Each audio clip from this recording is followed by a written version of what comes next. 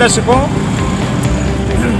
मैं हूँ इस समय एतमादपुर चौराहे पर और आज आप देख रहे हैं आज का सच के साथ, हर खबर सच के साथ।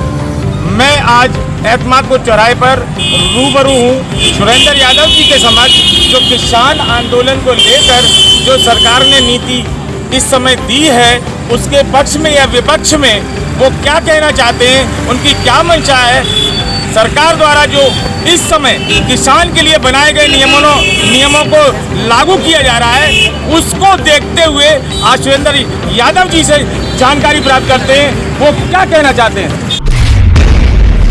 सर, जो है बात ये है कि जब लॉकडाउन लगा हुआ था, भारत सरकार ने ऐसे समय पर जो है कानून पहली बार पास किया है जब पूरा देश घरों में कैद था, और उस समय ये कानून, काला कानून पूरी तरह से जो है इस प्रकार का लागू कर दिया। 65 संगठन भारत के किसानों के 65 संगठन कह रहे हैं कि ये काला कानून हमारा बेहद नुकसान कर रहा है। सरकार बार बार ये कह रही है कि किसानों के हित के लिए बनाए गए नियम है, इस पर आप क्या चर्चा करना चाहते हैं? पर ये इसलिए नहीं है कि जब MSP का जो नियम है वो उसमें कहीं पर रखा नहीं गया है, और MSP जो लागू होती भी है वो भी केवल जो है 6% लागू होती है, और 23 फसलों के जो क्या नाम जो है MSP लागू होती है। अब ये संगठनों को पता चला है कि इससे भारी नुकसान है, मंडियां समाप्त की जा रही हैं। MSP से किसानों को फायदा है, पूंजीपतियों को फायदा है, सरकार को फायदा है, किसको फायदा है?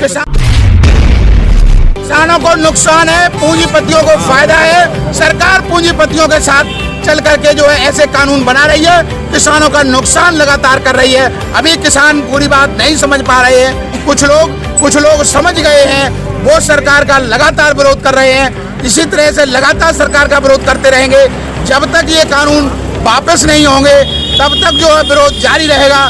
इसमें जो है बड़ी समस्या ये है, वो ये कह रहे हैं MSP लागू रहेगा, वो इसी तरह से कह रहे थे। ऐसा अघोषित रूप से मंडियों को समाप्त किया जा रहा है, जिस प्रकार से सरकारी अस्पताल समाप्त कर दिए गए, जिस प्रकार से सरकारी स्कूल समाप्त कर दिए गए। न तो कोई स्कूलों में पढ़ाई के लिए जाता है और न कोई सरकारी अस्पताल में दवाई के लिए जाता है।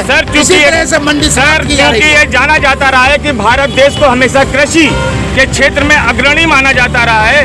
कृषि भारत को आज राजनीतिक यानी दल भारत बनाया जा रहा है, इसके पक्ष में आपको क्या कहना है? सर, जो है कृषि जो है प्रधान देश है, ये जग जाहिर है। उसके बावजूद भी सरकार लगातार झूठ बोल रही है कि हम पूंजीपतियों के साथ नहीं है, जबकि सरकार लगातार पूंजीपतियों के साथ में होकर के काम कर रही है। ऐसा कानून पास किया है कि SDM के यहाँ सुनवाई होगी, केवल जो फार्मिंग जो है उसका वो बनाया गया है। सर, आपका शुभ नाम क्या है? सुमन ठाकुर, प्रदेश अध्यक्ष सिस्टम सुधार संगठन। सर, आप सिस्टम सुधार संगठन के तहत हैं, क्या आप ये समझ रहे हैं कि सिस्टम सुधर रहा है? सिस्टम व्यवस्थाओं ने इतना गड़बड़ कर रखा है कि सिस्टम सुधर नहीं रहा है, और सुधरा नहीं है, इसीलिए हम लोगों ने सुधारने का गठन किया। और बिगड़ा है, किसानों की दशा बिगड़ी हुई है, दिशा बिगड़ी हुई है, देश की दशा और दिशा दोनों बिगड़ी हुई है। इसीलिए आज हम लोगों का मूवमेंट है, और इसीलिए भारत बंद का हम लोग समर्थन कर रहे हैं, और किसान जमाना, सिंचाई, पढ़ाई लिखाई, इनका समर्थन कर रहे हैं। सर, आप कहाँ तक जाने की उम्मीद रखते हैं, क्योंकि तमाम संगठन उठते हैं और बैठ जाते हैं? शिक्षित हैं, पढ़े लिखे हैं, हुनरमंद हैं, पगला है, क्रांतिकारी हैं। किसी पार्टी का फर्ज नहीं बिछाते, स्वतंत्रता की, आज़ादी की बात करते हैं। और जो व्यक्ति आज़ादी को अपनी माँ समझता है, वो दिल से जमीन स्तर पर बात करता है, मन की बात नहीं, दिल की बात करता है। किसान दिल की बात सुनना चाहता है, मन की बात नहीं। और झूठा क्या कहती है? मन की बात। दिल्ली में किसान बैठे हैं भूखे, रोड पे नंगे, और वे कह रहा है कि आतंकवादी है, वे कह रहा है कि मुसलमान है। ये सब हिंदू मुसलमान की आड़ में अन्नदाता को और अनाज को, समझ लो, अन्नदाता और अनाज को हिंदू मुसलमान की आड़ में अगर बांटोगे तो देश का पतन होना निश्चित है। देश को पीछे आप लोग धकेलना चाहते हो। गरीबी की क्यों नहीं बात करते? गरीबों की बात क्यों नहीं करते? किसानों की बात क्यों नहीं करते? मजदूरों की बात क्यों नहीं करते? लिखाई पढ़ाई सिंचाई कमाई रोजी रोटी की बात क्यों नहीं करते? देश को बांटना क्यों चाहते हो? देश को बेचना क्यों चाहते हो? हर एक क्षेत्र का निजीकरण क्यों करना चाहते हो? देश को बनाना क्या चाहते हो? डिजिटल की आड़ में भारत को कब तक बेचोगे? है? आज हमारे जवानों की आपने जो पेंशन थी वो खत्म कर दी। क्या करना चाहते हो? इस देश को कौन सा भारत बनाना चाहते हो? भारत की परिभाषा क्या है? गरीबी की परिभाषा क्या है? इस संबंध में आप सरकार से क्या चाहते हैं? हम चाहते हैं कि जो काला कानून है भाई वापस ले, मानो तो मानो ना लगते हैं हम पे। अच्छा सर, हाँ साहब, मानना मतलब पड़ेगी। जब हमें कोई चीज हमें लगता है कि हमारे सुइटेबल नहीं है, हमारे हित में नहीं है, तो तुम कह रहे ना साहब जबरन ले, काय को नहीं दबलो? यानी बाध्यता सरकार कहीं किसके लिए है? कहीं ना कहीं सरकार की, किसके लिए है? किसानों कहीं ना के लिए? कहीं सरकार की बाध्यता लोगों पर अरे हावी हो रही है। अरे वो बाध्यता पैदा कर सकते हैं तो हम पैदा नहीं कर सकते? 1.8 करोड़ जनता पैदा नहीं कर सकती? आप अगर एक सरकार 1.8 करोड़ के लिए बाध्यता पैदा कर सकती है तो हम बाध्यता नहीं पैदा कर सकते क्या? हम कर सकते हैं। और ये कानून एक बार बता, देश रोजी रोटी के लिए देश रोजी रोटी के लिए भटक रहा था, रोजी के लिए और रोटी के लिए। और ये झूठा 5 जून 2020 को विशेष सत्र बुलाते हैं लोकसभा का और अध्यादेश लेके आते हैं कृषि बिल पे। ऐसी कौन सी इमरजेंसी थी भैया? तुम रोटी की व्यवस्था करते, रोजी की व्यवस्था करते, और तुम अध्यादेश लेके आ रहे हो कि तुम जी पकड़ो और अडानी अंबानी को फायदा दो। मैडम, आपका शुभ नाम क्या है? आप इस संगठन का समर्थन करती हैं? इनके उद्देश्यों का समर्थन करती हैं?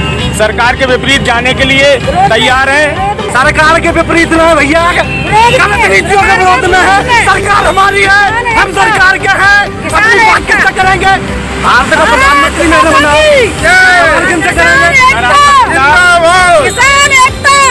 सर, आपका शुभ नाम? सर, आप इस संगठन का पूरी दिल से समर्थन करते हैं? सरकार की नीतियों के विरुद्ध आवाज उठाने के लिए तैयार है? तैयार है। धन्यवाद सर। कुछ कहना चाहते हैं आप ये किसान आंदोलन के ऊपर? जो किसान आंदोलन है ये जो नीति है किसानों के खिलाफ है, जो उनके धारा लगा जो नीति है उनके खिलाफ है। थोड़ा जोर से। अंत में एक बार और सुरेंद्र यादव जी से बात करते हैं। सवाल ये है कि मतलब तीनों कानूनों में भारी नुकसान होने के बावजूद भारत सरकार के जो चमचे हैं और भारत सरकार के जो प्रधानमंत्री हैं, दोनों मिलकर के ये कह रहे हैं कि किसानों का लाभ हमने दिया है। इसी प्रकार से ये कह रहे थे नोटबंदी में लाभ होगा, लाभ नहीं हुआ। जीएसटी में लाभ होगा, लाभ नहीं हुआ।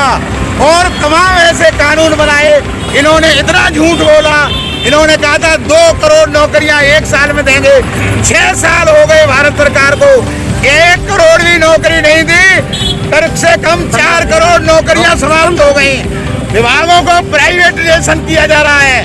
पेंशन समाप्त कर दी गई है सरकारी कर्मचारी की, अधिकारी की। अगर पेंशन नीति इतनी अच्छी है तो फिर ये MP MLA अपनी पेंशन क्यों नहीं खत्म कर रहे हैं? ये भारतीय जनता पार्टी जब आती है तब किसानों का उत्पीड़न करती है और नौजवानों का उत्पीड़न करती है, यहाँ तक कि ये नौकरशाही का भी उत्पीड़न करती है। इसमें जो भ्रष्टाचारी लोग हैं नौकरशाही में, उनका समर्थन लगातार करती है। ये किसान यूनियन जो है लगातार कानून का विरोध करती रहेगी। सरकार चाहे 10 साल तक चलती रहे, लेकिन विरोध किसानों का बंद नहीं होगा। हरगिज।